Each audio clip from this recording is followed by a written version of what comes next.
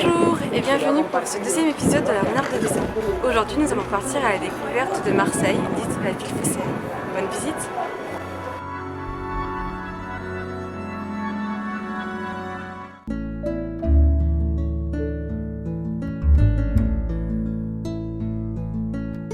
Nous voici à Marseille. La ville n'a pas toujours bonne réputation, et pourtant, pour les naturalistes en herbe, elle est un magnifique terrain de jeu.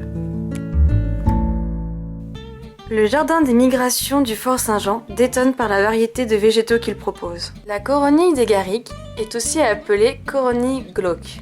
C'est un petit arbuste qui mesure 50 cm à 1 mètre de haut et qui est très mellifère. Le romarin est une plante aromatique qui fleurit toute l'année. L'Euphorbes characias pousse de manière naturelle dans les calanques. Elle s'est naturalisée un peu partout dans les jardins horticoles et fait le bonheur des jardiniers. L'amandier est l'un des tout premiers arbres à fleurir. Le cyste cotonneux tient son nom de ses feuilles blanches et dufteuses. L'olivier est l'arbre méditerranéen par excellence. Il a suivi les populations au cours de leur migration dans le bassin méditerranéen. La lavande est le symbole du Midi. On la rencontre dans de nombreux cosmétiques. Si l'envie vous prend de visiter le fort, sachez qu'il est fleuri toute l'année. La calanque de Sormiou est l'une des plus grandes et des plus belles calanques de Marseille. Elle est bordée d'une large plage de sable, accompagnée de quelques cabanons. C'est un haut lieu de la plongée.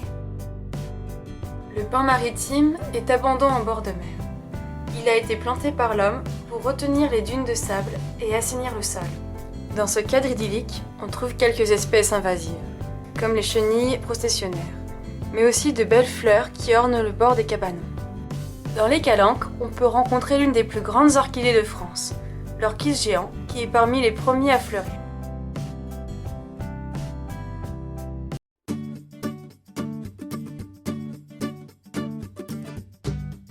La criée aux poissons de Marseille a toujours eu lieu de manière historique dans le Vieux-Port. C'est là que les pêcheurs viennent apporter le poisson du matin. On peut voir diverses espèces et surtout se procurer des mets bien frais.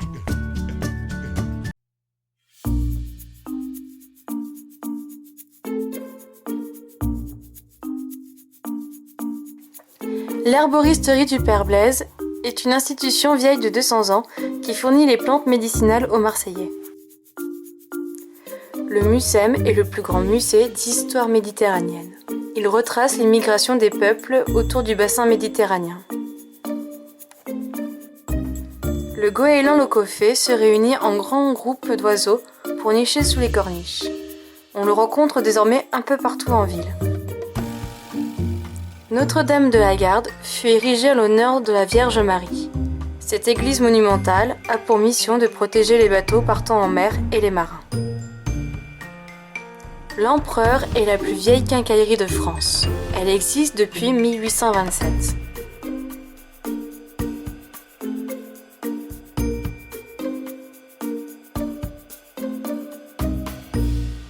Si vous avez aimé cette vidéo, vous pouvez me rejoindre sur le blog La Renarde des Alpes et me suivre sur la page Facebook. À très vite.